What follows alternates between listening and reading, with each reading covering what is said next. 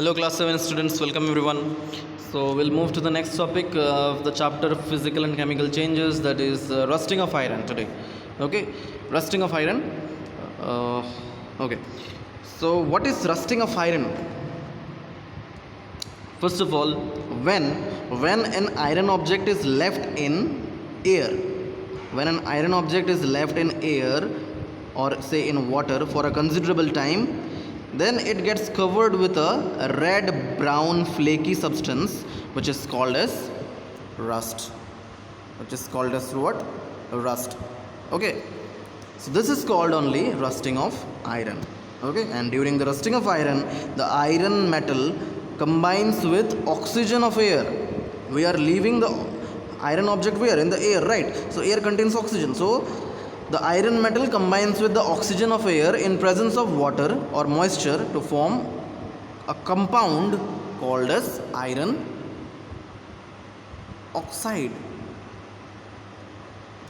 Okay, so this iron oxide is only the what? Rust. This iron oxide is only rust. Clear? So the process of rusting is this. Okay, it is mentioned in this here. Iron, for the symbol of iron is Fe. Then oxygen, the symbol of oxygen is O2, which is from air. Then water is also present in the air, water vapor or moisture. So water, the formula of water is H2O. So when iron combines with oxygen and when it combines with water, then it will form rust, which is iron oxide. And the formula of iron oxide is Fe2O3. Fe2O3. Okay, clear? And this rusting of iron is what? Chemical change. Why chemical change? Because the new substance is formed here. What is the new substance? The rust. That is iron oxide. Okay, it is the new substance. So that is why rusting of iron is also a chemical change. Okay, so let us get back to rusting. Take what is given in the book. Let's see. This is one change that affects iron articles and slowly destroys them. Since iron is used in making bridges, ships, cars, truck bodies, and many other articles, the monetary loss due to rusting is huge. Right? Iron objects, iron materials. Again I repeat that all the iron articles, all these materials, all these things, bridges, ships, cars, truck bodies and many other articles are made up of iron, right? So if the iron articles are getting rusted, then there is a huge monetary loss. There is a huge monetary loss because iron articles is somehow it is costly only. Okay, and the process of rusting can be represented by the following equation, this which we have discussed just now. So for rusting, the presence of both oxygen and water, or say water vapor, is essential. Okay, so means what are the conditions necessary for rusting? Both oxygen and water must be present for the rusting of iron to occur. Okay, so presence of oxygen of air and presence of water vapor called moisture are required for rusting. Okay, so in fact, if the content of moisture in air is high, which means if it is more humid, means if the content of moisture is high, if the content of water vapor is high in the atmosphere, then the weather will be humid. Okay, humidity will be there. So therefore rusting will become faster in that case, because conditions for rusting requires presence of both oxygen and water. So if water vapor or moisture is present in the atmosphere is high, then the weather will be humid and rusting will become faster in that case. Clear? But so how to prevent rusting now? How to prevent rusting? Prevention of rusting or prevention of iron articles or rusting can be done by cutting off the supply of oxygen or water or both. Okay, prevent iron articles from coming in contact with oxygen or water or both. One simple way is to apply a coat of paint or grease. Okay, rusting of iron can be prevented by painting or by applying grease. Okay, In fact, these coats should be applied regularly to prevent rusting. Okay, and another way is to deposit a layer of a metal like chromium or zinc on iron article. Okay, rusting of iron can be prevented by painting. You've seen, right? The window grills, the railings, steel furnitures, iron bridges, okay, railway coaches, bodies of the cars also, buses also, trucks also. These are all painted regularly to protect them from rusting. Okay. Okay, and second one, by depositing a layer of metal like chromium or zinc on iron articles. This process is called as what? This process is called as galvanization. What is it? Galvanization. What is galvanization? Galvanization is the process of depositing a layer of, a thin layer of, or a coating of zinc metal. Zinc metal. Okay, on iron objects. By the deposition or depositing a layer of or coating of zinc metal on iron objects is called galvanization. Okay, so rusting can be prevented by painting or by applying grease. Okay, and rusting can also be prevented by galvanization, by depositing a layer of zinc on the iron articles, or by depositing a layer of chromium on iron articles. And the deposition of layer of chromium on iron articles is known as chrome plating.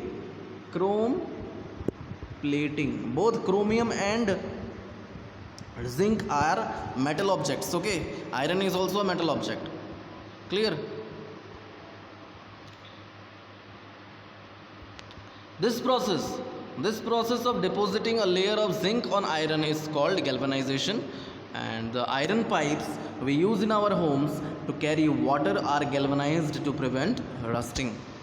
Okay, the iron pipes which we use in our homes to carry water are galvanized to prevent rusting.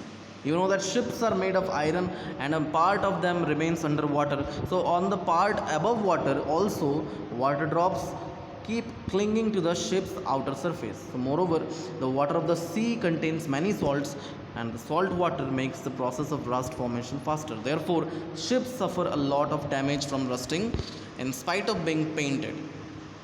Okay, so much so that a fraction of ships' iron has to be replaced every year. Can you imagine the monetary loss of the world? Okay, so you understood this thing, right? So ships are made up of iron and steel, and a part of ship always remains underwater. So even on the part of the ships which remain above sea water, water drops keeps on clinging to their outer surface. Moreover, the sea water contains many salts, right? So the presence of salts in sea water makes the process of rust formation on ships faster. So in spite of being painted regularly, ships suffer a lot of damage from rusting. In fact, the damage caused by rusting is so much that a fraction of ships has to be replaced every year. So this causes a lot of monetary loss to the world. Clear? You see here stainless steel. Stainless steel is made by mixing iron with carbon and metals like chromium, nickel, and manganese. It does not rust. The stainless steel glasses which you generally use at your homes, right? Stainless steel glasses, bowls, those are what? Stainless steel actually, and it is prepared by mixing iron with carbon and other metals like say chromium, nickel, and manganese. And you see the stainless steel objects do not get rust easily, right? So it does not rust. It does not rust. Okay, stainless steel objects do not get rust. Okay, now the last topic is there. Last topic is left, that is crystallization. Okay. Crystallization. What type of change? First of all, crystallization, the process of crystallization. First of all, what is the process? We'll discuss this, but you have to know that crystallization is a physical change or chemical change. Crystallization is an example of physical change actually. Okay, crystallization is an example of what? Physical change, right? Large crystals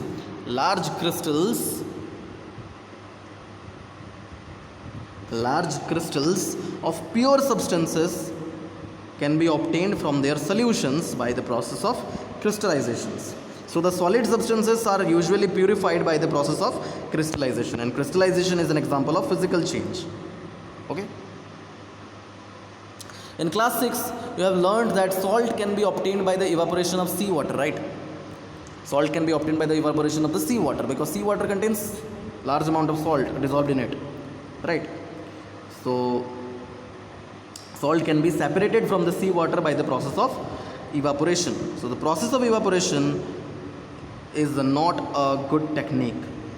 It is not a good technique of separation. Why? Because the soluble impurities do not get removed in the process of evaporation of a salt solution. Okay, soluble impurities. Some impurities will be there, right? Some impurities will be there. So the soluble impurities do not get removed by the process of evaporation of a salt solution. So the salt solution obtained by evaporation is not pure. Okay, crystals of salts obtained by the process of evaporation are small. Crystals of salts which are obtained by the process of evaporation are small, and the shape of crystals cannot be seen clearly. So large crystals of pure substances can be obtained by their solutions or from their solutions by the process of crystallization. How? We'll discuss this now. Okay, salt obtained in this manner is not pure, and its crystals are small, right? So the shape of the crystals cannot be seen clearly. However, large crystals of pure substance can be formed from their solutions, and that process is called as crystallization, and it is an example of a physical change. Clear? So what is crystallization? I will give you the definition. The process of cooling a hot concentrated solution of a substance to obtain crystals is called crystallization. Okay, first of all, crystals. Crystals are what? Crystals? What are crystals? Crystals are the solid particles. Crystals are the solid particles which have flat surfaces, straight edges, and regular shapes. Okay, crystals are the solid particles which have flat surfaces, okay, straight edge, okay, and regular shapes,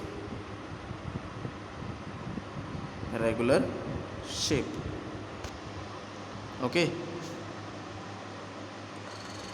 So many substances form crystals, and the process of cooling a hot concentrated solution of a substance to obtain crystals is called crystallization, right?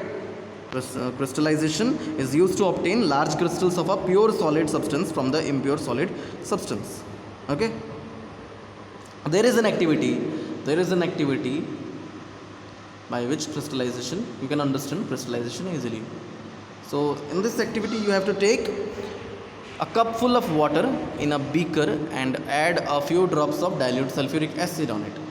Okay, you have to add water in a beaker and you have to add a few drops of dilute sulfuric acid in it. Okay, clear? Then you have to heat the water.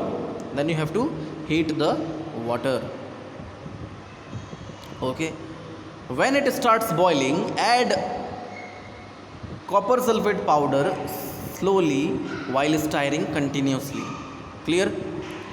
When the water starts to boil, okay, the water contains dilute sulfuric acid also. Okay, so when it starts to boil, then you have to add copper sulfate powder slowly. Copper sulfate we have discussed, right? It is blue color crystals. Okay, it is actually also a salt. Okay, it is also a salt, but this salt we generally do not consume. It is used in the laboratory purpose. Okay, it is used in science laboratory.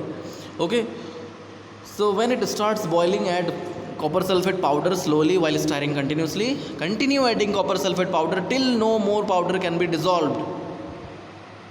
Okay, you have to continue adding the copper sulfate powder in the solution till no more copper sulfate can be dissolved, and this will give us a saturated solution of copper sulfate. Okay, this will give us the saturated solution of copper sulfate. Then you have to filter the hot saturated solution of copper sulfate to remove insoluble impurities. Okay, you have to filter the solution now. Okay, and you have to allow it to cool. You have to allow the hot concentrated solution of copper sulfate to cool slowly, and do not disturb the solution when it is cooling. Okay, and after some time we will see large copper sulfate crystals at the bottom of the beaker. At the bottom of the beaker we will see large copper sulfate crystals. Clear? Okay. Okay, so lastly what we have to do, we have to separate the copper sulfate crystals from the solution by filtration and drying, and the soluble impurities which is present in the copper sulfate do not crystallize, and hence it will remain behind in the solution. Okay, so do not disturb the solution, as already mentioned. When it is cooling, look at the solution. After some time, can you see the crystals of copper sulfate? Yes, at the bottom of the beaker we can easily see the copper sulfate crystals, large crystals. Okay, and if you do not see, you have to wait for some time and it will appear on the beaker, at the bottom of the beaker. Clear? So you have learned about physical and chemical changes, right? So try to identify changes that you observe around you as physical or chemical changes, right? In your daily life you can easily identify. Okay, so this completes your chapter. In the next class, in the next video, I will be providing you the question and answers from this chapter. Okay, thank you. That's all for today. Thank you and have a nice day.